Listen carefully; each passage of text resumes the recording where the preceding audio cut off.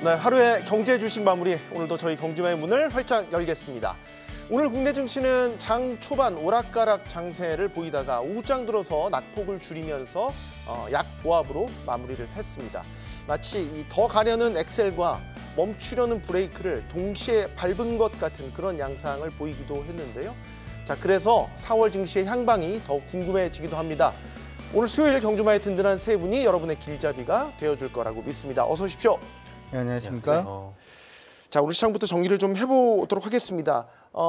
팀장님, 뉴욕 증시는 3일 연속 약세긴 했는데 뚜렷한 어떤 방향성을 읽기는 어려웠고, 오늘 우리장 같은 경우도 지수상으로 본다면 보합권이었기 때문에 이걸 어떻게 봐야 될까? 오늘 장 어떻게 보셨는지부터 궁금한데요. 뭐 약보합 정도였죠. 네. 그러니까 미국장이 방향성을 못 찾다 보니까 미국장이 연동되고 있는 한국장도 마찬가지로 방향을 못 찾는 모습인 것 같고요.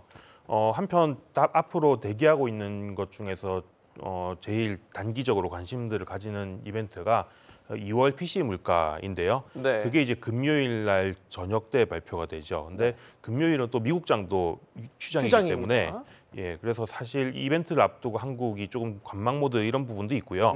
또 한편으로 그 뒤를 바라보면은 우리가 바라보고 있는 이벤트는 삼성전자 잠정 실적부터 시작해서 어닝 시즌인데 네. 이 부분에 대해서도 약간 시장이 어느 한 방향으로의 확신을 강하게 가지지는 좀 못하는 것 같아요. 그러다 보니까 좀 관망 심리들이 짙은 모습들이 나오는 것 같고 이 부분에 대한 돌파구는 한국보다는 미국에서 나와줘야 되지 않나 싶습니다. 네. 오늘 배당락 마지막 날이기도 했었어요. 그래서 배당락에 걸린 종목들은 좀 하락세를 보이기도 했었고, 소장님께서는 어떻게 보셨는지요?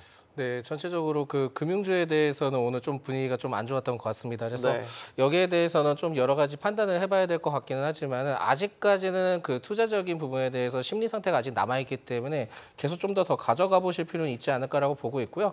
전체적으로 오늘 주시장 분위기에 대해서 봤을 때는 이슈에 굉장히 좀 강한 그 테마 위주로 좀 많이 흘러갔던 것 같습니다. 그래서 모처럼 만에 자유주행 섹터도 올라가기도 했고, 심지어는 뭐 전력설비 테마나 이쪽은 뭐 워낙 이슈가 있었으니까 올라가기는 한 부분들이 있긴 하지만 지금 뭐 관광 관련된 그 뷰티 관련된 종목들도 좀 상승을 했던 것으로 판단이 되고 있다 보니까 네. 기존에 좀 올라왔던 게 지금 좀 올라오는 것이 아닌가. 그래서 한 번은 이렇게 올라오게 된다 한다면 결국 순환매적인 흐름들을 갈 가능성이 높거든요. 네. 그렇다 보니까 조금만 더 흐름들을 포착을 하신 다음에 전체적으로 순환매가 좀 더 도는지 지금 시장은 좀 확인을 해야 되지 않을까라고 보고 있습니다. 그렇지만 네. 여전히 강한 흐름들을 보여주고 있는 경우에는 반도체나 뉴로모픽 이런 쪽의 기존적인 부분들은 이슈가 나올 때마다 굉장히 좀 세게 가는 형태를 좀 보여주고 있기 때문에 네. 계속 좀 체크를 해보셔야 될 것 같다라는 말씀 드릴 수 있을 것 같고요.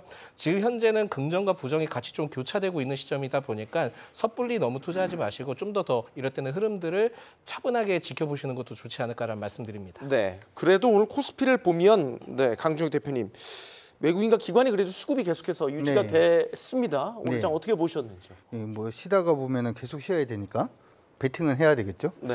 저는 오늘 시장을 보면서 무슨 생각을 했냐면 4월이 가까우니까 이제 어닝 시즌이 다가오고 그러다 보니까 시장 안에서는 기존의 성장주로 밀 것인가 아니면 가치주 아직까지 종목들 중에서 실적은 괜찮은데 주가가 아직은 바닥에 있는 종목군들로 밀 것인가에 대한 고민을 좀 하지 않았나 이렇게 생각을 해봅니다.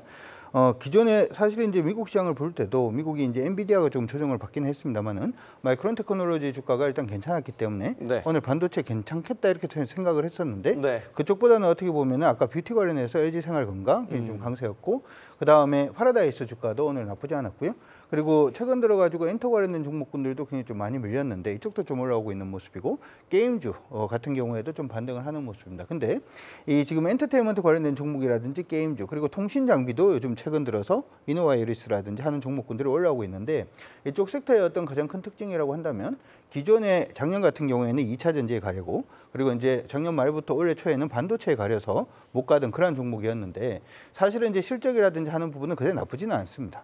근데도 불구하고 계속해서 뒤로 이제 뒤처져 있는 그러한 종목인데 이번에 이제 실적 발표가 이제 다가오다 보니까 최근에 증권사들의 의견을 보더라도 이쪽으로 매수 의견들 아니면 목표 주가를 상향시키는 의견들이 좀 많이 나오고 있어요. 그래서 좀 어떻게 보면은 기존에 우리가 반도체 부분이 계속 이제 어닝 이후에 갈 것인가 아니면 방금 말씀드렸던 이렇게 실적이 괜찮은데 반도체라든지 하는 부분 때문에 소외된 섹터가 갈 것인가에 대한 기준점 자체를 지금 잡고 있는 그런 상태가 아닌가 이런 생각이 들고요.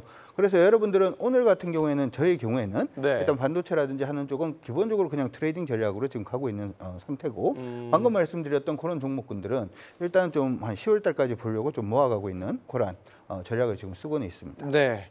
트레이딩과 긴 호흡을 갖고 동시에 네. 네, 추구를 하고 계시는군요. 지금 뭐 미 10년물 국채 금리를 보면 여전히 4.2%대 좀 부담스러운 수준인 것 같기도 하고 오늘 또 저희가 눈여겨봐야 될 건 N달러 환율이 또 34년 만에 최고치로 올랐어요. 엔화 약세가 계속해서 이어지고 있다는 거죠. 일본 중앙은행이 마이너스 금리를 끝냈는데 왜 엔화 약세가 계속해서 이어질까 상당히 의아해하시는 분들도 많은 것 같아서요. 연구원님 어떻게 보고 계십니까?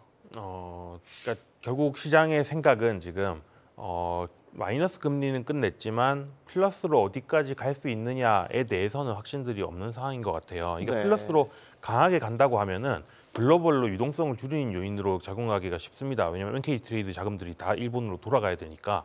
그런데 그런 상황까지는 아직 바라보고 있지 않은 것 같고요. 그 부분에 대해서는 하반기 언젠가쯤에 뭐 많아야 한두 번 이 정도 이상은 생각을 잘 안 하는 것 같아요. 네. 그 정도라고 하면은 글로벌 자금이 위축되는 거를 지금부터 먼저 걱정할 필요는 없다. 한 내년 정도 이슈에 더 가깝다. 이 정도로 생각들을 하는 것 같습니다. 저희가 바라볼 때도 일본의 경제가 괜찮은 상황인데 항상 이럴 때 좀 걱정되는 게 안 가본 길을 여기서 한 발짝 더 뗐다가 이게 경제 상황이 예전으로 도로 돌아가는 거 아니냐 이런 걱정이고 일본은행도 그런 걱정 안 할 수가 없단 말이죠. 네. 이런 점에서 보면은 앞으로 엔화가 여기서 더 약세를 아주 강하게 가지기는 물론 어렵겠지만은 강세 전환될 가능성도 크지는 않은 것 같고 뭐 그렇게 뭐 글로벌 증시에 영향들을 많이 주는 상황으로 가지는 않을 것 같다는 생각입니다. 그동안 엔화 금리가 싸다 보니까 네. 싼 엔화를 빌려서 각종 자산에 투자를 하는 우리 소위 엔캐리 트레이드라고 하는 것들이 소위 세계 자산시장의 유동성 역할을 상당 부분 했잖아요. 상당 부분이 아니고 엄청 했죠. 네. 근데 이제 중앙은행이 마이너스 금리를 끝냈고 네. 뭐 수익률 곡선 제어도 이제 하지 않겠다. 네. YCC도 네. 이제 포기를 하고. 그런데 엔화가 의외로 약세다. 이거를 그렇게 일단은 연구원님께서는 이제 크게 너무 과장되게 이제 받아들일 필요는 없을 것 같다라고 보시고 계시는 것 같은데 대표님 의견도 여쭙겠습니다. 경주마에서만 할 수 있는 이야기를 한번 해보자면 우리 저번에 그런 얘기했잖아요. 미국하고 일본의 관계 자체가 굉장히 끈끈한데 야, 이걸 갖다가 포기하기에 대해서 엔캐리가 이제 가게 되면 일본 엔화가 강세로 가게 되고 그러면 미국의 달러 인덱스가 그러면 약세로 가게 되고 그럼 미국은 수입 물가 자체가 올라가게 되는데 네. 그러면 금리 인하를 할 수 있냐 이렇게 됐을 때 약간 물음표.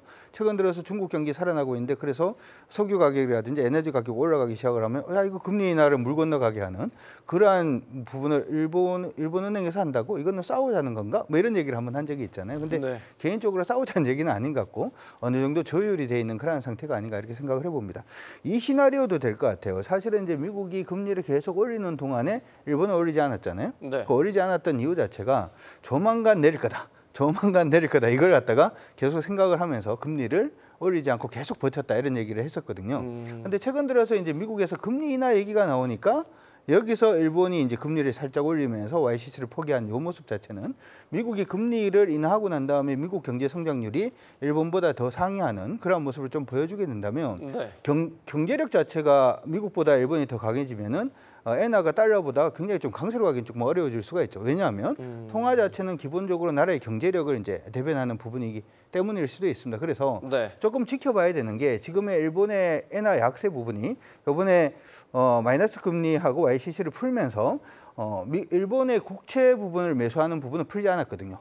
그렇기 때문에 국채 수익률이 튀기 시작을 해서 다시 말하면 국채 가격이 떨어지기 시작을 하면은 충분히 국채를 사면서 이 부분을 또 메울 수 있는 부분은 아직까지 안전장치로 가지고 있는데 그 부분 때문에 엔화가 약세로 가는 건지 아니면 향후에 방금 말씀드린 것처럼 미국 경기가 워낙 지금 굉장히 저는 개인적으로 미국 경기가 금리 인하가 필요 없을 만큼 지금 탄탄한 게 아닌가 이런 생각도 좀 드는데 여기에 금리 인하까지 해서 미국 경기가 확 살아나는 그런 모습이 보여서 일본 경기보다 미국 경기의 어떤 흐름 자체가 좋아짐으로 인해서 달러 인덱스가 달러가 엔화보다 강해지는 그러한 부분을 노리는 건지는 조금 더 지켜보면서 가야 될 것 같은데 네. 중요한 거는 뭐냐면 엔화가 갑자기 강세로 가기 시작하면은 그때는 좀 비상이다라고 생각하시고 여러분들이 좀 보시는 건 옳겠다. 그래서 지금 시점에서 너무 많은 기대나 걱정을 하시기보다 엔화가 튀면 네. 엔화가 강수로 튀면 그때부터 걱정을 하는 게 전 좀 옳지 않을까 이렇게 생각을 합니다. 그러나 그렇게 튈 가능성이 높아 보이지는 않는다. 저는 뭔가 정책적인 조율을 많이 하고 움직인 게 아닌가. 절대 먼저 일본은행이 먼저 움직이지가 않기 때문에 네. 정책적인 조율이 뒤쪽에서 좀 있지 않았을까 이런 생각을 해봅니다. 알겠습니다. 오늘 특징주를 하나 좀 짚어보려고 합니다. 솔루스 첨단 소재 오늘 상승세가 상당히 매서웠습니다. 북미 GPU 업체 AI 가속기 신제품 동박 공급 승인 소식. 자, 이게 주가를 이제 끌어올린 달군 요인이 됐습니다. AI 가속기 내에서의 동박이 어느 정도 비중이길래 이렇게 주가가 뜨거웠을까? 소장님 어떻게 봐야 되겠습니까? 비중 알 수가 없을 것 같습니다. 그래서 전체적으로도 저도 좀 찾아보고 여러 가지 좀 비중의 얘기를 좀 얘기를 드리려고 했는데 네. AI 가속기에 사용되는 동박 비중은 제조나 사용 기술에 따라 달라진다 합니다. 그래서 여기에 대해서도 지금 동사에서 그 부분에서 어느 정도 비중이 어느 정도다라는 거를 표기를 해줬으면 좋았는데 그런 내용 자체가 아예 없더라고요. 그러다 보니까 이게 여기서 비공개하나요? 보통 그런 부분은? 비공개보다는 전체적으로 다른 쪽에서도 하면서 여러 가지 취합을 해서 리서치해서 내보내거든요. 네. 그러니까 리포트가 나와야 되는데 그 리포트적인 부분들이 AI 가속기 쪽에서는 그렇게 크게 확인되는 부분들이 많이 없었던 것 같습니다. 그럼 그래서 하나 더. 네. 북미 GPU 업체면은 엔비디아 아닙니까? 북미 GPU라고 하면 딱 떠오르는 건 사실 엔비디아라서 그럼 뭐 엔비디아인가라는 이제 생각도 들어서요. 물론 이거는 뭐 이제 공시되거나 그런 내용이 전혀 아닙니다. 근데 북미 GPU라고 하니까 드리는 질문입니다. 그러니까 대부분 엔비디아로 많이 기대를 하는 것 같습니다만 네. 정확한 내용들이 없습니다. 그냥 그 헤드라인을 봤을 때 그냥 일반적인 그냥 GPU 업체라고 좀 얘기가 나왔기 때문에 네. 이거를 추정을 하기에는 정확하게 표현이 되지 않지만 시장 자체에서는 좀 엔비디아 쪽으로 많이 받아들여지는 것이 아닌가라고 좀 판단이 되고 있는데 전체적으로는 뭐 별다른 내용들은 좀 살펴보기에는 좀 어려웠던 것 같고 일단 제일 중요한 거는 동박 업체 중에 이 기업이 유일하게 북미 공장을 좀 보유를 하고 있다라는 것이 제일 중요한 포인트였던 것 같습니다. 제 느낌에는 예전에 네. 우리 2000년대에 닷컴만 붙으면 뜨는 거잖아요. 그러니까 어떻게 보면 AI 붙었고 북미 붙으니까 바로 그냥 시장 안에서 기대감 좀 몰린 게 아닌가 이렇게 또 생각은 좀 하셔야 될 것 같아요. 그러니까 네. 아까 이게 비밀인가요라고 말씀하셨는데 보통은 밝히지는 않는 경우가 많습니다. 그래서 이제 삼성전자에 예전에 납품하는 그런 부분을 보더라도 네. 국내에 큰 뭐 이런 식으로 그냥 끝내버리는 경우가 일단 많긴 한데 제가 생각할 때는 이건 조금 더 지켜봐야 되는 부분이 아닌가 이렇게 생각은 일단 들고 이런 부분이 이슈가 되면 근데 이런 것들을 보통 저는 이제 여러분들이 매매를 하실 때는 증권사 리포트를 그래도 바탕으로 좀 매매를 하셨으면 좋을 것 같고 네. 이런 이슈로 돌아서 종목이 이제 좀 급하게 움직이는 경우에는 그냥 트레이딩용으로만 생각을 하시는 게 어떨까 싶습니다. 네.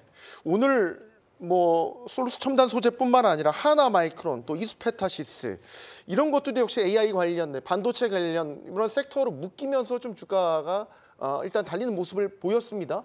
아까 말씀하신 대로 AI 붙고 반도체 붙고 뭐 이런 검색어들이 붙으니까 뜨거운 건지 아니면은 좀 더 안에 내밀하게 들여다봐야 되는 부분이 있는 건지 연구원님께도 질문드리겠습니다. 실제로 뭐 하나 마이크론이나 이수페타시스는 뭐 동박 이런 거 이상으로 실제로 엔비디아의 밸류체인에 들어가 있는 회사들이고요. 네. 그게 반영돼서 주가가 그만큼 많이 오른 거죠. 뭐 하나 마이크론 같은 경우는 HBM에 들어가는 이 TSV라고 하는 거를 적층하는 이거를 담당하는 회사고요. 이거를 만드는 건 한미반도체, 이거를 패키징하는 거는 하나마이크론 이렇게 하나마이크론. 보시면 됩니다. 네. 근데 이거는 삼성전자랑 하이닉스 양쪽을 다 고객사로 하고 있는 회사라서 네. 뭐 지금 이미 사실 HBM은 독점적으로 하이닉스가 하고 있는데 이거를 뭐 누가 더 들어가거나 이런 거랑은 별로 상관이 없고요. 단지 그러면 엔비디아가 얼마나 계속해서 GPU를 잘 팔 수 있느냐에 한 가지는 연동되는 거고 그 이상으로 이게 뛰어오르는 요인은 일단은 뭐 반영되는 것들은 다 끝난 상황이다 이렇게 보시면 되고요. 그러니까 하나마이크론이 더 가느냐 안 가느냐는 엔비디아가 더 가느냐 안 가느냐랑 사실은 똑같다라는 거고 그거 말고 한 번 더 점프업을 하려면 뭐가 더 필요하냐면요. 네. 이거는 TSMC 말고 삼성전자가 파운더리 수주를 받으면 한 번 더 뛸 수 있어요. 그건 연동되는 거 이상으로 점프업을 하려면 왜냐하면 네. 삼성전자의 패키징을 제일 많이 담당하고 있는 게 하나마이크론이기 때문에 뭐 근데 그 부분을 제외하면 사실은 이거는 대장 가는 만큼 나머지도 따라가는 거에 연동돼 있는 거다 네. 이렇게 보시면 될 것 같고요. 뭐 이수페타시스 같은 경우도 사실은 뭐 다르지 않죠. 이게 이제 그 PCV를 적층화해서 하는 기술을 가지고 있는 회사인데 이것도 마찬가지로 HBM에 들어가는 부분이기 때문에 같이 연동되고 있다 이렇게 보시면 되고요. 근데 이제 비쌉니다. 그러니까 이게 실적이 좋아지는 건 분명하고요. 네. 거기에 따라서 엔비디아가 가면 따라가는 회사인 거는 분명하고요. 근데 다만 이 기업들이 반도체 기업이다 보니까 반도체 소재 업체들, 장비 업체들은 다 사이클을 그리게 돼 있는 건데 네. 이 사이클의 평균적인 수준의 멀티플을 보면은 PBR 기준으로 보면 한 2배 좀 안 되는 정도가 정상 범위였어요. 네. 근데 지금은 3배, 뭐 이수페사시스 같은 경우는 6배 이렇게 받고 있거든요. 그러니까 사이클 상으로 보면 좋아지는 사이클이 아직 남아 있다. 업사이클은 분명히 남아 있다. 다만 이 업사이클이 끝나고 다인 사이클로 들어갔을 때는 지금보다 주가가 더 떨어질 수 있다는 걸 염두에 두고 앞으로 엔비디아의 실적을 되게 집중해서 보면서 따라가야 되는 기업들이다 이렇게 보시면 되겠습니다. 근데 지금 사이클 자체는 여전히 업사이클이 있고 업사이클 아직 국면이라고 더 봐야 남아 있다고 보죠. 되는 그러니까 지금 팔 건 아니고 들고 가야 되는데 네. 고점에서 못 팔면 지금보다 더 낮은 주가까지 내려갈 수 있는 기업들이니 그건 사실 반도체는 모든 반도체가 다 마찬가지입니다. 엔비디아도 마찬가지고요. 그 사이클이 꺾이는 시점은 굉장히 경계하면서 따라가야 되는 주식들이다라는 거죠. 네. 네, 소장님. 예, 하나 마이크론에 대해서는 좀 약간 어떻게 보면 벽이 하나 있기는 합니다. 그래서 네. 몇 가지 좀 얘기를 드리자 한다면은 하나 마이크론은 삼성전자 반도체 부문에서 분사한 업체다 보니까 결국 이제 삼성전자의 실적에 따라 그리고 이제 HBM3 관련된 내용들이나 여러 가지 내용들이 양산 내용들이 있잖아요. 그렇다 보니까 그거를 통해서 하나 마이크론은 굉장히 좀 점프업을 할 수 있는 기회는 충분히 있다라고 생각을 합니다. 근데 이제 다만 좀 걸리는 게 뭐냐면은 지금 전환사채 추가 상장일이 29일이거든요. 29일인데 전환가액이 1,632원입니다. 1,632원인데 지금 현재 주가가 28,150원이다 보니까 여기에서 이제 만약에 두 가지 요인 중에 하나입니다. 그러니까 이번에 추가 물량을 통해서 이 기업의 모멘텀이 굉장히 크게 갖고 있으니 좀 더 기다려보기 좋은 시점이다. 아니면 두 번째로는 지금 너무 오래 기다렸으니까 엑시트하기 위한 시점이다를 지금 판단을 하셔야 됩니다. 이 네. 물량에 대해서. 그래서 3월 29일 이후로부터 여기에서부터 주가 흐름들을 좀 더 흐름들을 좀 보시는 게 좋을 것 같다는 말씀드리겠고 실제 매도로 이어지는지 체크한 다음에 재접근을 하셔도 늦지는 않을 것 같습니다. 다만 하나 마이크론의 경우에는 제가 보기에는 삼성전자나 SK하이닉스 두 동사 모두 수혜를 받기 때문에 충분히 나중에 실적적인 부분들이 크게 기대할 수 있을 거라고 판단해서 오히려 저는 개인적으로는 한 4만 원대까지도 바라봐도 되지 않을까라고 좀 말씀드릴 수 있을 것 같습니다. 4만 원대가 지금 이제 주가가 28,000원대에서 형성이 되고 있는데 사실 이제 얼마 전에 하나마이크론이 이제 향후 실적 전망이라든지 이제 사업 전략, 이제 경영 전략에 대해서 또 청사진이면 청사진을 밝혔잖아요. 최신 패키징 공정에 대한 개발 현재 현황이라든지 베트남 공장에 대한 실적, 매출 증대라든지 이런 것들에 대한 청사진을 밝히고 이런 기대감들이 또 주가에 뭐 투자자들께서는 이제 반영되는 게 아닌가라는 생각이 들었어요. 저는 그쪽 청사진 별로 관심이 없고요. 일단은 중요한 건 저는 이거라고 생각을 합니다. 전 세계 국가들이 지금 보면 AI를 안 하는 데가 없어요. 그리고 이제 유튜브라든지 하는 데를 보더라도 전부 다 AI 얘기들밖에 없습니다. 이 얘기 자체는 AI 반도체가 그만큼 많이 필요하다 이런 얘기가 될 건데 네. 그럼 우리가 상식적으로 한번 생각을 해보면 그 시장을 몽창 다 엔비디아가 다 먹는다는 생각이 조금 어려울 것 같고요. 그래서 지금 근데 먹고 있잖아요. 지금 열심히 먹고 네, 있는데 지금 제가 생각할 때는 이 먹는 파이보다 앞으로 오는 파이가 더 크다. 이렇게 생각을 하는 거죠. 실제적으로 지금 AI에 이제 진출하는 기업들보다 앞으로는 모든 기업들이 아마 AI를 한다라고 얘기를 할 거고, 그러면 엔비디아는 좋다 이거예요. 설계를 하니까. 그러면은 설계하는 기업은 됐는데, 그러면 그 칩을 전부 다 파운드리를 TSMC 혼자서 다 만들 수 있다. 이거는 사실 진짜 아니죠. 이게 무슨 얘기냐면 공장에서 갑자기 생산 캐파 자체를 2배로 늘리라 그러면 네. 전화 받아서 예 알겠습니다. 2배로 늘리래. 그럼 2배로 늘어나는 게 아니잖아요. 캐파 이제 증설을 하고 막 해야지 이제 늘어나는 건데 네. 어떻게 보면 AI 반도체를 필요로 하는 곳의 파이 자체가 더 빨리 커진다는 얘기는 삼성전자가 파운드리를 할 가능성이 굉장히 높아진다. 조만간 저는 할 수 있다 이렇게 생각을 하고 있고요. 이게 네. 뭐 싸움의 문제가 아니라 이건 돈 되는 문제이기 때문에 TSMC가 혼자 다 할 수가 없기 때문에 삼성전자로 충분히 떡고물이 큰 게 하나 떨어질 가능성이 저는 높다 이렇게 생각을 하는 거고 설계 부분에서도 사실은 설계를 주는 기업에서는 엔비디아가 너무 독점적으로 가면은 이게 관리가 어렵기 때문에 소위 AMD라든지 하는 부분에도 턴할 수 있다. 네. 라고 그런 부분을 생각을 해본다면 삼성전자의 파운드리 부분은 가능성이 저는 굉장히 원래 높다 이렇게 생각을 합니다. 그렇기 때문에 관련된 종목이 아까 이제 우리가 그 장비 사이클이라고 하는 게 있는데 사실은 이거는 어떻게 생각을 하면 약간 전쟁 비슷하다라고 생각도 들어요. 탱크가 필요한데 네. 전쟁의 이 전선 자체가 자꾸 늘어나다 보니까 원래 1년에 탱크가 한 20대 정도만 생산하고 또 생산 안 하고 생산하고 이렇게 했으면 되는데 전선이 확 벌어지게 되면은 탱크 대수가 너무 많이 필요하게 되잖아요. 네. AI는 거의 제가 느낄 때는 전쟁 수준이다 이렇게 생각을 하는 거고 그렇기 때문에 반도체 섹터는 일단은 삼성전자라든지 SK하이닉스를 필두로 해서 방금 말씀해 주셨던 특히 원래 같은 경우에는 HBM 관련된 종목군들은 실적이 무조건 나옵니다. 우리가 예상했던 것보다 더 많이 나올 수도 있고 우리 삼성전자도 지금 저는 어떻게 생각을 하냐 하면 점정 실적보다도 향후에 어떤 식으로 청사진이 저는 굉장히 중요하다고 생각하거든요. 왜냐하면 예전 실적 보고 투자를 하는 게 아니라 앞으로 이만큼 할 수 있다라는 부분을 보고 아마 투자를 할 거기 때문에 제가 생각할 때는 이 반도체 관련된 기업들 특히 HBM 관련된 종목군들은 지금이 끝이다 이런 생각은 일단 하지 마시고 무너지기 전까지 꺾이기 전 무너지면 일단 나와야 됩니다만은 꺾이기 전까지는 일단 계속 몰고 간다. 거기가 어딘지는 모르겠지만 일단 끝까지 몰고 간다. 이 마음으로 한번 가져가 보시는 게 어떨까 싶습니다. 네. HBM에 대한 강력한 수혜가 예상이 된다라고 네. 말씀 주셔서 사실 딱 떠오르는 건 하이닉스.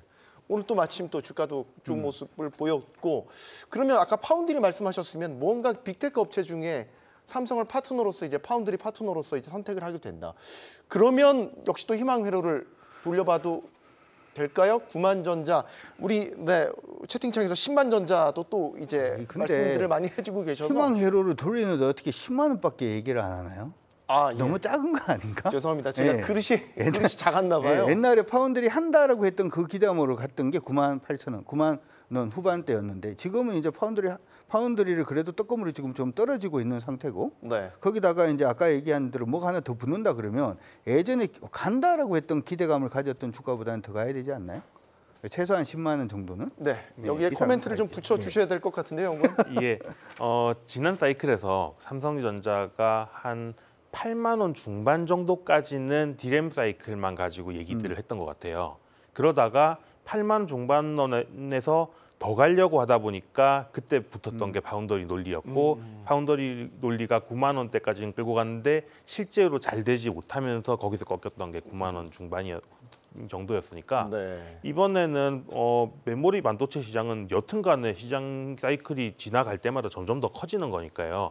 이번에는 디램 사이클만 가지고 봤을 때 이전 고점 정도는 먹히지 않을까 정도가 생각이 들고요. 네. 거기에 더해서 파운더리가 실제로 된다면 실제로 된다면 여기서 네. 업사이드를 더 붙여볼 수 있겠죠. 그러면 뭐 10만 원 플러스 알파 정확하게 제가 뭐 물고 주가를 말씀드리기는 어렵지만은 여튼 지난 고점 뭐 만약에 한 5년 전에 900층 이렇게 계시는 분들이 있으면은 그분들한테도 기회가 갈 거다 이렇게 말씀드리고 싶습니다. 네. 10만 원 플러스 알파로 결론을 내면 될까 모르겠습니다. 삼성전자 이야기가 나온 김에 저희가 사실 뒷부분에 이야기를 하려고 했었는데 이제 이어서 갈게요.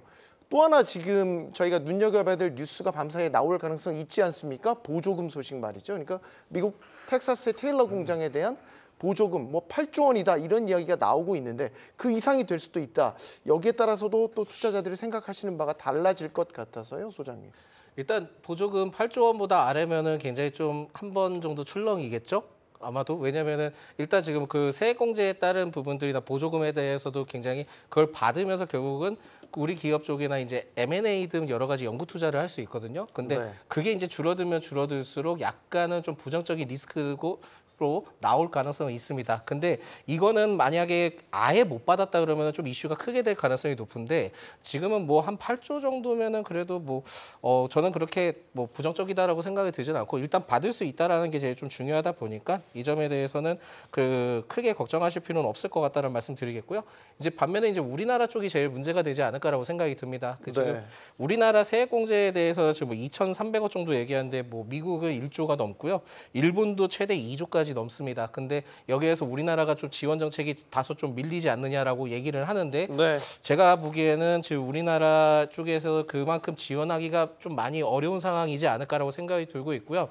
결국은 여기에 대해서 세액 공제가 만약에 확대된다 한다면은 그래도 긍정적인 효과는 얻을 수 있다라고 좀 생각이 들지만 지금 현재 시점에 대해서는 명확하게 좀 얘기가 나올 수 있는 부분들은 없는 것 같습니다. 그래서 지금은 세액 공제에 따른 뭐 주가가 상승을 하겠네 이거에 대해서는 크게 기대하지 마시고요. 일단 지금은 뭐 8조에 대해서 미국 쪽에서 이제 받는 거에 대한 부분들이 과연 업이냐 다운이냐 네. 여기 차이만 가지고 일시적인 형태로 플러스 마이너스 요소만 있다라고 생각을 하셔야지 만약에 뭐 그거보다 낮게 받았네 더 받아야 되는데 못 받았네 그러면서 주가가 떨어진다는 것은 지금은 그게 굉장히 좀 아이러니한 상황일 수 있다라는 네. 말씀드리겠습니다. 어느덧 보조금에 대한 기대치가 8조 원까지 올라간 그런 상황이 돼버린 것 같아요. 이게 이제 미국이랑 일본이랑 저희가 원하지는 않았지만 반도체 분야가 지금 보조금 전쟁이 되어버려가지고 거의 뭐 각국이 보따리를 싸들고 지금 보조금을 쏟아붓고 있는데 우리는 뭐 하는 거냐 이런 식의 이제 이야기도 많이 나오고 있고 그러니까 우리 삼성 하이닉스만 외롭게 지금 전투 중이다 이런 이제 불안 요소들을 얘기하시는 분들도 있어서 이번 보조금이 지급이 되면 그런 이슈들도 반대급부로 또 다시 한번 도드라지지 않을까라는 생각도 하게 돼요. 사실은 이제 그 보조금 이슈 자체는 뭐 중요한 이슈라고 할 수도 있고 실적의 어떤 플러스 알파라든지 하는 부분을 생각을 할 수 있지만 일단 반도체 부분은 아까 말씀드렸던 그게 저는 더 중요하다고 생각합니다. AI 부분에서 어느 정도 이게 룸을 차지를 할 수 있는지에 대한 부분이 더 중요하다 이렇게 일단 생각은 들고요. 네. 보조금은 사실은 양날의 검이죠. 사실 삼성전자하고 SK하이닉스가 잘 달리기 위해서는 중국 쪽에 경기가 좀 살아나면서 예전처럼 중국 쪽의 D램이라든지 하는 부분의 판매 자체가 올라와서 실적을 일단은 캐시카우 역할을 해주고 여기에 AI 부분에 대한 기대감이 붙으면서 주가가 뜨는 게 가장 이상적인 그런 모습인데 사실은 보조금이라고 하는 게 이제 중국 쪽을 옥죄는 그런 부분도 일단 되기 때문에 네. 제가 생각할 때는 이게 어떻게 보면 8조 원 받고 중국에 장사 접는 이런 것도 될 수가 있기 때문에 무조건 이게 돈을 받는다라는 부분에 일단 주목을 하기보다 네. 삼성전자나 SK하이닉스가 어떤 방향으로 이 AI 시장을 헤쳐나가는데 조금 더 관심을 가지시는 게 어떨까 싶습니다. 알겠습니다. 오늘 또 해운주가 장중에 주목을 상당히 받았습니다. 외신 뉴스를 보시면 아시겠지만 또 미국에서 그 볼티모어 교량이 붕괴되는 선박과 부딪혀서 붕괴되는 또 사고가 일어났고 이게 결국엔 해운주에 또 모멘텀으로 작용을 했다고 해요. 오늘 해운주의 흐름은 어떻게 보셨는지요? 초반에 많이 상승했다가 일부 차익 실현 나온 것도 있고요. 보합으로 끝난 기업들도 좀 상당합니다. 그래서 네. 전체적으로는 좀 더 이 흐름들을 살펴봐야 되는데 언론 기사에서 나온 거는 이 부분에 대해서 그 멀쩡한 다리를 왜 박았는지 모르겠지만은 어쨌든 지금은 그걸 통해서 앞으로 이제 해운 그 운임이 좀 비싸진다. 이러한 영향 때문에 지금 이슈가 부각되면서 그런 거거든요. 근데 아직까지는 지금 제가 보기에는 뭐 운임 지수를 살펴보니까 별다른 그 이전부터 별다른 그 차이는 없었던 것 같고 그렇게 네. 뭐 상승을 많이 했다거나 그랬던 표적은 없습니다. 그러다 보니까 이 운임 지수에 대해서 진짜 상승을 하지 체크를 한 다음에 들어가도 늦지는 않을 것 같다라는 말씀 드리겠고요.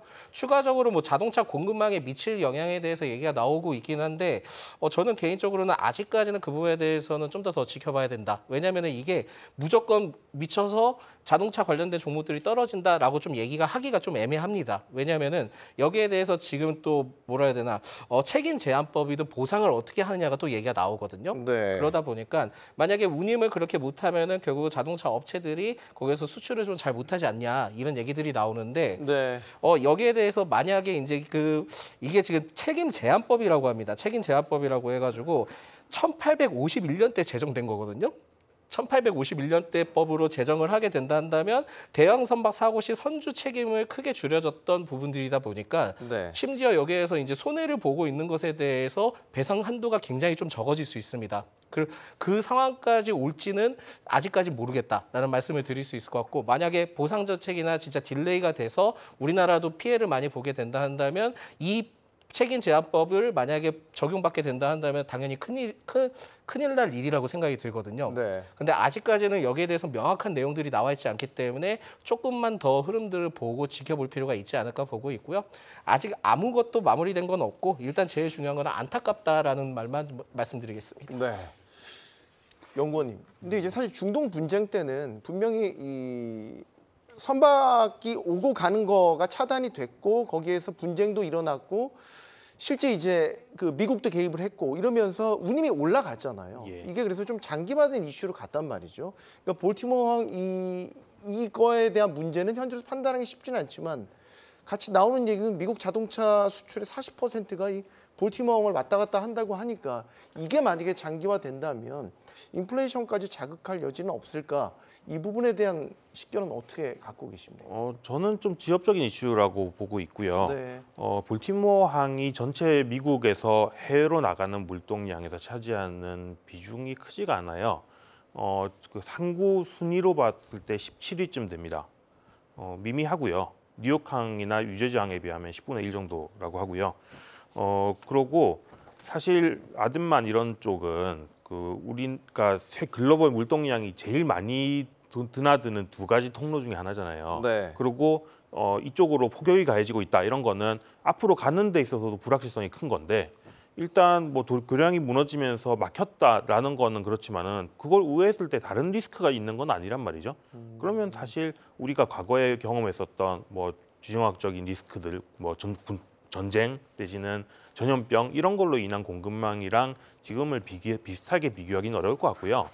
굳이 비교를 한다면 좀 가까운 건 스웨즈운하 당시에 한번 막혔었던 네. 충돌하면서 막혔었던 정도일 텐데 스웨즈운하에 비하면 물동량 작습니다. 그렇게 생각하면은 너무 이걸 침소봉대할 필요는 없고 그냥 저는 개인적으로 운송 내에서도 해운보다는 차라리 택배가 낫다 이렇게 봅니다. 네.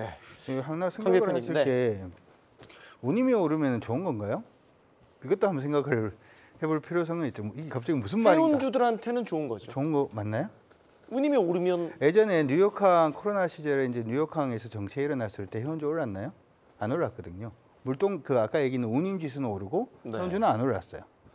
보통 이제 가장 좋은 건 뭐냐면 일반적인 상황에서 물동량이 높아져서 운임 지수가 올라가는 경우에는 그 돈을 그대로 이제 해운 선사들이 돈을 벌 수는 있지만 예전에 뉴욕항 같은 경우에는 배가 전부 다 뉴욕항 밖에 다 떠 있는데 거기서 운임이 아무리 올라봤자 얘는 떠 있단 말이죠. 움직이지를 않기 때문에 네. 실질적으로 이익은 그다지 크지가 않았다는 거죠. 예전에 이제 후티 방쿤 우리가 아까 얘기를 했는데 그때도 올랐잖아요. 그러면 해운주 그때 올랐나 보면 안 올랐어요. 그때도. 운임은 올랐는데 해운주는 안 올랐다는 거죠. 이것도 무슨 얘기냐면 배가 2주 동안 돌아서 이렇게 가야 되다 보니까 어차피 운임 오른 게 여기서 셈셈이라는 표현을 써도 되나요? 그렇게 되다 보니까 괜찮을 것 같습니다.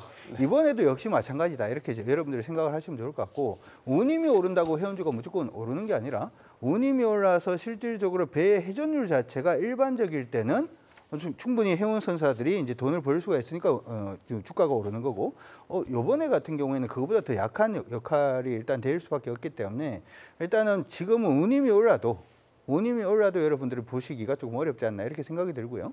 만약에 해운주를 보신다라고 하면은 지금 뭐 아까 제가 물어봤더니 중국 증시가 조금 빠지고 있다 이런 얘기를 들었는데 네. 중요한 거는 그거죠. 중국이 지금 저번에 전인대하고 끝나면서 지금 다시금 도로 항만이라든지 하는 부분에 투자를 재개함으로 인해서 중국 쪽으로 들어가는 석탄이라든지 철강석이라든지 이게 차라리 증가를 해서 이게 벌크선 운임, BDI가 뜰 수 있다. 그래서 그 부분을 조금 주목해서 보자.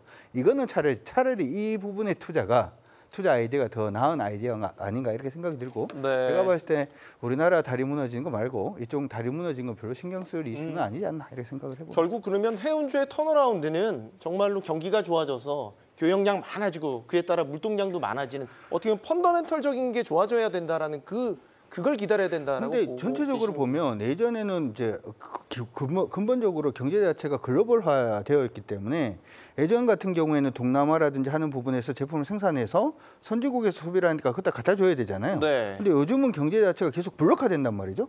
블록화 된다니까 거기서 만들어서 거기서 판매를 한다는 건데 네. 그러면 해운주들이 예전만큼 옛날에 좋았던 호황기의 사이클만큼 노릴 수 있느냐라고 하는 부분은 블록화 시점에서는 그만큼 아닐 수 있다. 라는 것도 여러분들이 같이 생각을 하시면 어떨까 싶습니다. 네, 좋은 관점을 제시해 주신 것 같습니다. 결국 펀더멘털적으로 봤었을 때 이제 회복의 신호들이 본격적으로 나타나야 그 다음부터는 이제 해운주에 대한 어떤 턴어라운드라든지 업황 회복에 대한 기대를 할 수 있을 것 같고 오늘 짚어봐야 될 섹터들이 또 여러 가지가 있는데 바이오 섹터를 또 빼놓을 수가 없습니다. 저희가 이번 주 내내 바이오 섹터를 계속해서 이야기를 드리고 있는데 빼놓을 수가 없는 게 계속 뉴스들이 나오고 있거든요. 뭐 강세가 됐든 약세가 됐든 어쨌든 좋은 뉴스든 나쁜 뉴스든 계속해서 뉴스들이 쏟아지고 있는 바이오 섹터입니다. 오늘은 HLB에 이어서 어제 HLB였죠. 오늘은 알테오젠 하락이 좀 일단 두드러진다. 왜 알테오젠 주가가 잘 나갔었는데 왜 떨어졌을까? 이 대주주의 지분 매각 소식이 들렸어요. 어떻게 봐야 되겠습니까? 곤란한 질문을 드렸나요? 예, 대주주 지분 매각이 있었고, 그 정확히 얘기하면 대주주의 특수 관계인이죠. 그렇죠. 네. 뭐 그리고 또그 창업할 때의 멤버라고 알고 있는데요. 네. 사실 대주주가 지분을 매각하는 데 따른 주가 하락은 추측컨대는 이거 안 좋은 뉴스가 있는 걸 알면서 미리 파는 거 아니냐라는 부분일 텐데 그거는 미리 확인하기는 어려운 것 같고요. 네. 알테오젠 같은 경우는 올해 중에 대기하고 있는 여러 가지 확인해야 될 호재들, 실제로 정말로 호재가 작용할 거냐라는 이런 것들을 검증해야 되는 게 앞서 있는데 그거 다 무산된다라는 걸 미리 알고 파는 알 수는 없죠. 알 수는 없는 거고.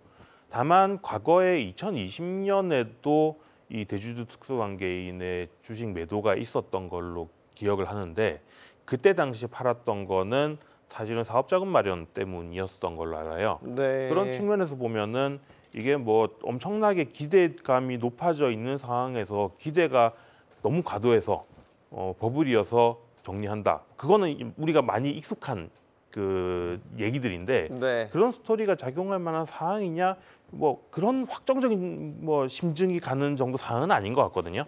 그래서 이거는 정말 알기 어려운 일이고 지켜볼 이슈인 것 같다 정도로만 말씀드리겠습니다. 저는 사실 이제 네. 이런 생각을 일단 해봐요. 이게 대주주는 일반 개인 투자자가 아니지 않습니까? 네. 그러면은 팔고 싶다고 그냥 파는 건 좀 아니지 않나 이런 생각을 일단 해봅니다. 사실 우리가 주식을 살 때는 이유는 하나죠. 주가가 오를 것 같으니까. 근데 주식을 팔 때는 여러 가지 이유가 있죠. 술 먹었는데 술값이 부족해도 주식을 팔 수 있고 갑자기 가방이 사고 싶을 때도 아니면 딸아이가 결혼할 때도 주식은 팔 수가 있습니다. 근데 대주주가 주식을 좀 이렇게 큰 물량을 그냥 파는 그러한 행위 자체는 보통 일반 개인 투자자의 경우에는 굉장히 심리적으로 불안감을 가지게 할 수밖에 없고 그로 인해서 주가의 물량 자체가 이상하게 꼬여버리는 경우도 사실 조금 생길 수가 있거든요. 그래서 네.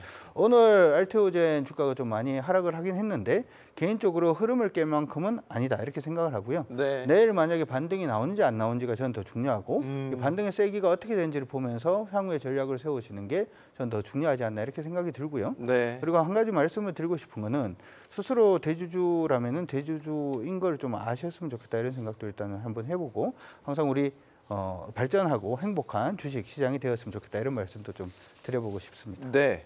물량이요. 전체 발행 주식수의 3%, 일부 할인된 가격으로 총 매도 규모가 3,164억, 네, 3,200만 원.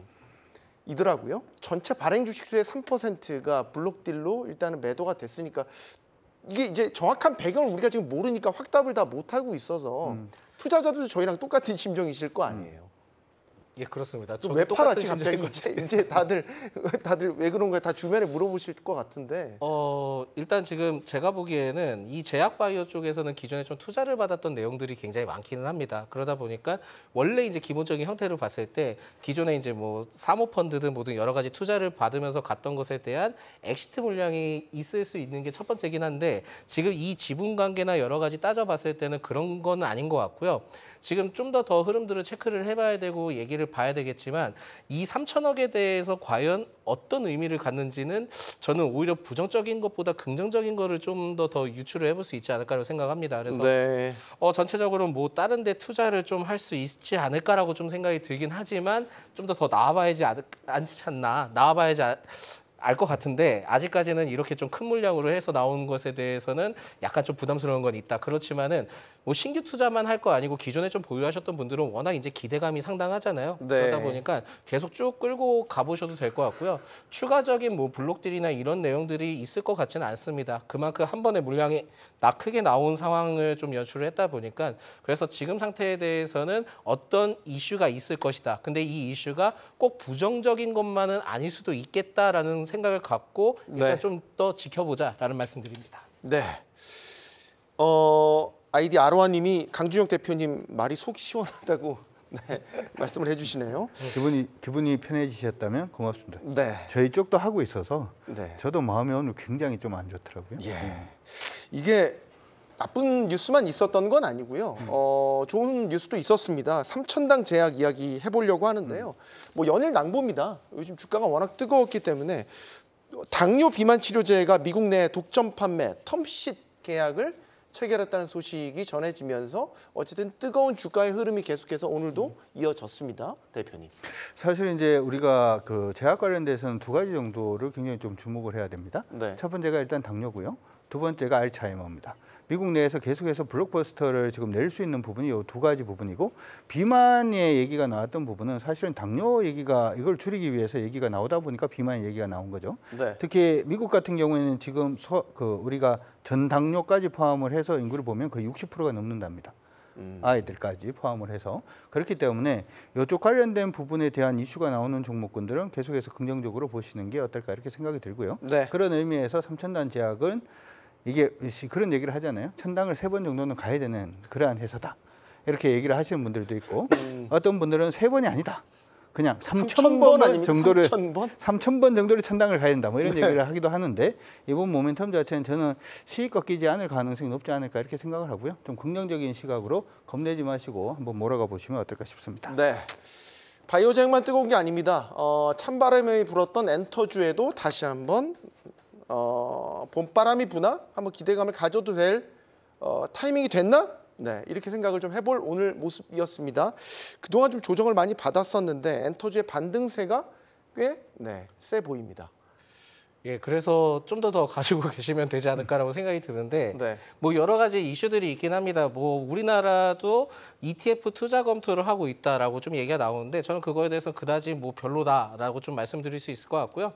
일단 지금 4월까지는 그 흐름들이 계속 좀 좋아질 가능성이 있을 것 같습니다. 왜냐하면 1분기 실적에 대해서는 저는 그렇게 크게 기대는 안 하는데, 지금 3월 달부터 이제 본격적으로 공연이든 뭐든 많이 활성화가 되거든요. 네. 그렇다 보니까 여기에 대한 기대감도 좀 상당히 있고, 심지어는 컴백하는 가수들도 굉장히 많다 보니까 모멘텀은 굉장히 좀 많을 수 있다라는 말씀을 드릴 수 있을 것 같고요. 네. 전통적으로 뭐 저는 이렇게 생각합니다. 만약에 국내 시장이 안 좋은다 하면은 엔터 쪽에 이슈 부각받아서 세게 올라가는 케이스도 있거든요. 그러다 보니까 여기에 대해서 뭐 여러 가지 시장이 안 좋으면 안 되겠지만은 일단 그 긍정적으로 올라갔으면 하기 바라지만, 4월 달에 만약에 시장 분위기가 좀 흐름들이 좋지 않다면 엔터도 또 재차 올라갈 수 있지 않을까라고 봅니다. 그만큼 약간 좀 역외관계라는 거를 좀 알고 계시면 좀 좋을 것 같고요. 네. 특히 저는 뭐 하이브가 가장 좋다라고 생각이 들고 있고요. 네. 뭐 각 엔터테인먼트마다 지금 상황들을 좀 말씀을 드릴 수 있을 것 같은데 시간이 될지 모르겠습니다만 말씀하십시오. 일단 조금 빨리 말씀해 주십시오. 예, 간단하게 말씀드리면 SM의 경우에는 추가 상승할 수 있는데 일단 좀 제한적일 수 있을 것으로 판단이 됩니다. 네. NCT의 경우에는 기존에 NCT 127과 U 그리고 드림이 있는데 127은 그렇게 특화적으로 성공한 케이스를 많이 보지 못했고요. 예. 드림만 항상 성공하고 있는데 이 드림이 사실상 청소년 뭐 동생들 이렇게 얘기를 합니다만, 여기에 따라 이 친구들도 결국은 어느 정도 나이가 되면은 NCT 127로 넘어가거든요. 네. 그렇다 보니까 이것도 있고요. 라이즈의 경우에는 생각보다 좀 반응이 좀 긍정적이진 못한 것 같습니다. 그러다 보니까는 NCT 지금 드림으로 올라가기 위해서는 좀 한계성이 있다라고 좀 생각이 들고 있고, YG 엔터의 경우에는 추가 상승할 수 있는 가능성이 높은데, 저는 개인적으로는 그 양현석 CP가 200억 자사주 매입을 했을 때 당시 때 가격이 43,000원대였습니다. 43,000원대였기 때문에 그러면은 그때 매입 당시 2달 동안은 별다른 이슈가 없을 것이다. 그리고 저점이 때 결국은 이제 자사주 매입을 하는 측면을 봤을 때는 지금 구간에서 한 10% 이상은 좀 더 상승할 수 있지 않을까 보고 있고요. JYP의 경우에는 좀 논외로 넘어가고, 큐브 엔터의 경우에는 여자 아이들이 계약 기간이 1년 정도 남은 것으로 알려져 있기 때문에 네. 아마 좀 리스크적인 요소를 좀 체크를 하셔야 될 것 같고, 예. FNC 엔터나 RBW는 그냥 아무 말씀 안 드리겠습니다. 근데 JYP 웬터는 아까 왜 논외로 왜 두신 거죠? 예, 일단 트와이스가 복귀했는데요. 활동 열심히 하고 있습니다. 뭐 1등 했다라고 얘기를 하지만 네. 주가에 그렇게 크게 반영을 못 받았던 것으로 좀 판단이 되고 있어서 네. 뭔가 좀 새로운 무언가가 나와야 되지 않을까. 뭐 응원은 하지만은 오히려 하이브 쪽보다는 약간 좀 매력도가 떨어지는 것으로 좀 판단이 되고 있습니다. 네, 온화한 표정을 짓고 계신 강 대표님. 원하는 표정이 아니라 제가 이거 엔터주 얘기를 아까 우리 방송하기 전에 대기실에서 좀 얘기를 나누는데 네. 저는 깜짝 놀랐습니다. 그렇게 아이돌을 많이 아시는 줄 네. 처음 알았습니다. 굉장히 많이 알고 계시더라고요. 요즘 투어스도 인기고요. 네, 네. 잘 모릅니다. 죄송합니다. 근데 요번에 흐름은 조금 묘한 게 하나가 있습니다. 요번에 이슈는 사실은 SM에서 터지긴 했었는데 실질적으로 이전에 우리 엔터주들의 주가 흐름을 보게 되면 JYP 엔터 굉장히 세고요. 그들을 이어서 보통은 YG 엔터가 지금 따라붙는 그런 모습이 많았는데 이번에 주가 강세 부분은 SM 그리고 하이브를 중심으로 해서 강세가 만들어지고 있습니다. 이 얘기 자체는 이전에는 주도주가 그 우리 보통 엔터주 안에서 주도주가 JYP라든지 YG 엔터였다면 이번에는 SM이나 하이브, 특히 하이브가 될 가능성이 좀 높지 않을까 이렇게 생각을 하고 있고요. 오늘 보니까 ETF 관련해서도 그 엔터 관련된 ETF가 대부분 이제 정고점을 넘는다든지 좋은 흐름들을 좀 보여주고 있으니까 네. 한번 여러분들 관심 있게 보시면 좋을 것 같고 공교롭게도 제가 어제 저녁에 방송을 할 때 엔터주를 봐야 된다 이렇게 말씀을 해드렸는데 한국경제TV에서 오늘 올라서 기분이 좋습니다. 하이브를 최우선적으로 좀 보시면 좋을 것 같습니다. 네, 마지막 말씀을 팁으로 전해주셨고 저희가 사실 이제 마지막으로 다뤄볼 게 4월 증시에 대한 이제 전망을 이제 말씀을 좀 나눠보려고 했는데 시간이 없어서요. 저희가 연구원님께만 좀 질문 드릴게요. 예. 4월 증시 되게 중요한 시기잖아요, 정말. 코스피가 반전의 계기를 마련했고 많은 호재들이 나오고 있는 가운데 4월 실적 시즌에 들어가기 때문에 4월 증시 전망 어떻게 하고 계신지 마지막으로 여쭙겠습니다. 4월 좋게 보고 있습니다. 최근에 증권가에서 그 연간 코스피 지수 전망을 상향 조정하는 것들이 많은데요. 저희도 마찬가지로 상향 조정을 했고 그만큼 실적에 대한 기대들을 좀 하고 있습니다. 그 전까지의 전망들은 보통은 기업 밸류업 프로그램 정도까지 반영한 정도? 그러면 주가 지수가 한 2,800대 정도쯤 되면은 이 PBR 1배 정도가 나옵니다. 네. 그 이상으로 올라가는 거는 약간은 부담이다라고들 많이 생각하고 있었는데 최근에 이거를 더 올리고 있는 거는 실적이 더 좋아질 것 같다라는 기대감들을 반영하고 있는 거거든요. 네. 그거를 시작했던 게 사실 마이크론의 4분기 실적, 마이크론은 4분기 실적이 2월까지가 들어가기 때문에 여기서 디램이랑 낸드 플래시 가격이 올라가고 있고 그러면 반도체 수혜가 그냥 HBM에서 끝나는 게 아니라 메모리 전반적으로 넓어질 수 있겠구나라는 생각들을 하고 있는 것 같아요. 저희도 그런 부분을 좀 기대를 하고 있고요. 4월 달은 어닝 시즌이다 보니까 네. 그런 것들을 좀 많이 반영을 해서 주가가 올라가면서 고점 돌파를 하는 시기가 될 거라고 생각하고 있습니다. 알겠습니다. 4월 증시에 대한 질문을 한 분께 더 드리고 싶은데 소장님. 예. 4월 증시가 저희가 앞두고 있는 가운데 사실 금요일에는 PCE 지수도 발표가 되죠. 여러 변곡점들을 앞두고 있는 시점이어서 뭐라 판단하기는 쉽지 않은데 어쨌든 국내 증시는 이번 주에 그냥 전반적으로 흐름이 굉장히 좋았고 2770선까지 한번 찍고 어쨌든 내려왔으니까요. 기대를 좀 걸어봐도 되지 않을까 싶은데요. 일단 다음 주까지는 계속 좀 기대를 걸어도 될 것 같습니다. 근데 일단 지금 그 4월 달에 옵션 만기일이 있거든요. 네. 그게 이제 4월 11일인데 이때 기점으로 좀 조정 가능성 일부 조정 가능성도 좀 나올 가능성이 있지 않을까라고 해서 다음 주까지는 그냥 계속 좀 이대로 투자하셔도 무난할 것 같다라는 말씀드리겠고요. 일시적인 조정은 한번 4월 달에 나오지 않을까라는 말씀드립니다. 네. 자, 올 연초 글로벌 증시가 랠리일 때 우리 증시가 상대적으로 소외되면서 이른바 코리아 디스카운트의 냉정한 현실을 맛봤었죠. 판은 달라져 가고 있습니다. 코리아 밸류업, K반도체의 부활, 또 다시 뜨거워진 제약바이오 이런 다양한 호재 등을 발판으로 우리 증시가 반전의 계기를 마련한 것은 분명해 보입니다. 그래서 진짜 경주는 지금부터입니다. 내일 뵙죠. 고맙습니다.